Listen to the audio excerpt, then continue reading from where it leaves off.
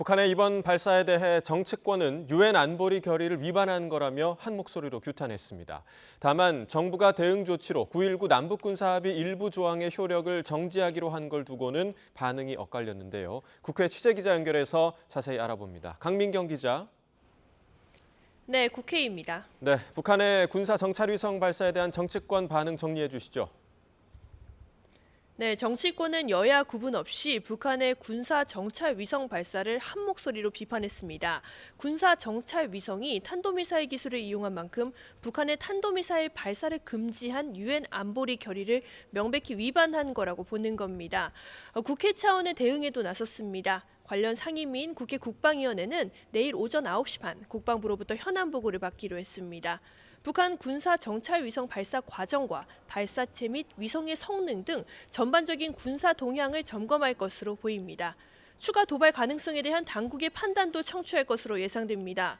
여야는 다만 정부가 대응 조치로 오늘 아침 국무회의에서 의결한 9.19 군사합의 일부 조항의 효력 정지에 대해서는 온도차를 드러냈습니다. 국민의힘은 군사분계선 일대의 정찰과 감시 비행을 재개하겠다는 우리 정부의 결정이 당연하다는 입장입니다. 윤재옥 원내대표의 발언 직접 들어보시겠습니다. 국민의 불안과 또 나라를 지키기 위해서 정부가 해야 할 정말 불가피한 조치라고 보고요.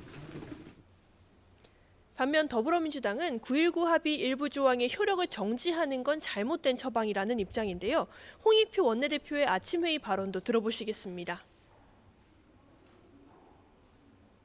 9.19 군사합의는 장거리 로켓 발사와는 별개로 남북 간 접경 지역의 우발적 충돌을 방지하기 위한 것입니다. 이것은 더욱 유지, 확대 발전시켜야 합니다.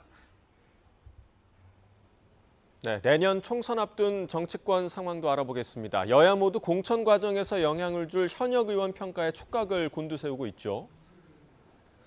그렇습니다. 당협위원장을 상대로 한 당무감사를 마무리한 국민의힘. 다음 주 월요일인 오는 27일에 결과를 발표합니다.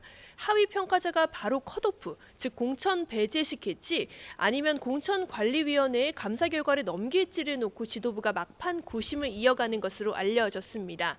YTN 취재 결과 공천 불이익이 예상되는 하위 평가자에는 중진 의원도 포함될 가능성이 있는 것으로 전해졌습니다.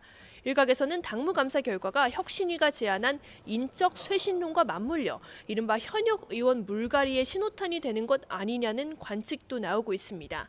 여권 스타 장관들의 총선 출마로는 갈수록 힘을 얻는 분위기입니다. 지역 순회 일정을 이어가고 있는 한동훈 법무부 장관은 오늘 국회에서 열린 인구 소멸 세미나에 참석했습니다. 이후 기자들과 만난 한 장관은 민주당 이재명 대표를 겨냥한 비판을 이어가면서 또 어제 5천만이 쓰는 언어를 쓰겠다는 자신의 언급에 대해서는 맞는 말을 한 거라고 강조했습니다. 물론 자신은 스타 장관이 아니라며 총선 출마 여부에 대한 즉답은 피했지만 정치권은 한 장관의 보폭 넓히기를 사실상의 정치 행보로 보는 시선이 적지 않습니다. 원희룡 국토교통부 장관도 험지 출마 의사를 부정하지 않는 만큼 이들 국무위원들의 행보에 관심이 쏠립니다. 야당은 잇따른 구설수에 단호히 대처하며 총선 전 잡음 최소화에 주력하고 있습니다. 민주당 최고위는 오늘 설치는 암컷 발언으로 윤석열 정부를 비판해서 논란을 빚은 최강욱 전 의원의 당원 자격을 6개월 정지하기로 의결했습니다. 지난 19일 해당 발언이 처음 나온 뒤에 사흘 만에 중징계 결정까지 내린 건데 중도층 유권자에게 미칠 부정적 영향을 최소화하려는 의도로 읽힙니다. 하지만 공천 규칙을 놓고는 내홍 조짐이 감지되고 있습니다. 민주당 총선기획단은 어제 현역 의원 평가 하위 10% 의원들에 대해서는 내년 총선 경선에서 점수 감산 비율을 30%로 늘리겠다고 발표했는데요.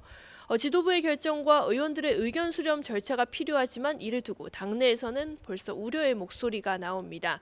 비주류를 중심으로 당 일각에서는 지도부와 마찰이 잇따르는 비명계를 찍어내려는 것 아니냐는 주장도 제기되고 있습니다. 이낙연 전 대표는 물론 친문계 핵심 의원들이 이런 주장에 가세할 경우 계파 갈등의 골이 더욱 깊어질 수 있다는 전망도 있습니다. 지금까지 국회에서 YTN 강민경입니다.